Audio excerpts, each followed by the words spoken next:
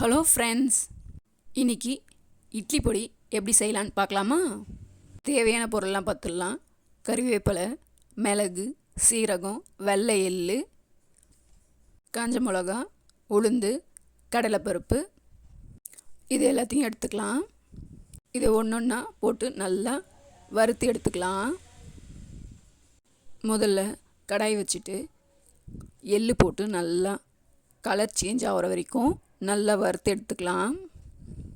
இதுக்கு நான் வெள்ளை எள் தான் எடுத்திருக்கேன். எள்ளு நல்லா வறுக்கும் போதே நல்ல ஃப்ளேவராக இருக்கும். நல்லா வறுத்ததுக்கப்புறமா நல்ல ஃப்ளேவரோடு இருக்கும். அதை எடுத்து தனியாக ஒரு பாத்திரத்தில் கொட்டி வச்சுக்கலாம். அடுத்தது மிளகு போட்டு நல்லா ஃப்ரை பண்ணிக்கலாம்.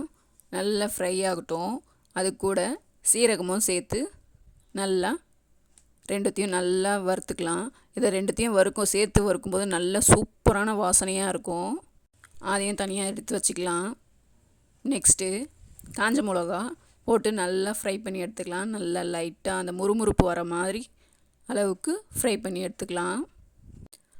மிளகா நல்லா ஃப்ரை ஆகிட்டுருக்கு. இதையும் வறுத்துட்டு தனியாக எடுத்து வச்சுக்கலாம். பருப்பு பொடி இந்த மாதிரி நம்ம வறுத்து அரைச்சோம் அப்படின்னா சூப்பராக இருக்கும். நல்லா இட்லிக்கு தொட்டு சாப்பிட்றதுக்கும் தோசைக்கு தொட்டு சாப்பிட்றதுக்கும் அவ்வளோ சூப்பராக இருக்கும். அடுத்ததாக உளுந்து, கடலைப்பருப்பு ரெண்டுத்தையும் சேர்த்தே வறுத்துக்கலாம்.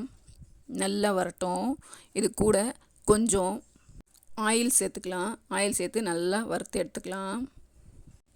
ஆயில் முதலியவும் சேர்த்துக்கலாம், இல்லை கொஞ்சம் பாதி ஃப்ரை ஆனதுக்கப்புறமும் ஆயில் சேர்த்து வறுத்துக்கலாம். அது நல்லா கொஞ்சம் வறுத்ததுக்கப்புறமா கறிவேப்பிலை ஆட் பண்ணிக்கலாம். நல்லா ஃப்ளேவராக இருக்கும். நல்லா சேர்த்து கலர் சேஞ்ச் ஆகி வர வரைக்கும் நல்லா ஃப்ரை பண்ணி எடுத்துக்கலாம். நல்லா ஃப்ரை ஆனதுன்னே அது கூட உப்பு கொஞ்சம் ஆட் பண்ணிவிட்டு எல்லாத்தையும் சேர்த்து அரைச்சி எடுத்துக்கலாம். பாருங்கள், சூப்பரான இட்லி பொடி ரெடி ஆயிடுச்சு. இது கூட நல்லெண்ணெய் வச்சோ வெறும் பொடி வச்சோ சாப்பிட்லாம். ஓகே, பாய்.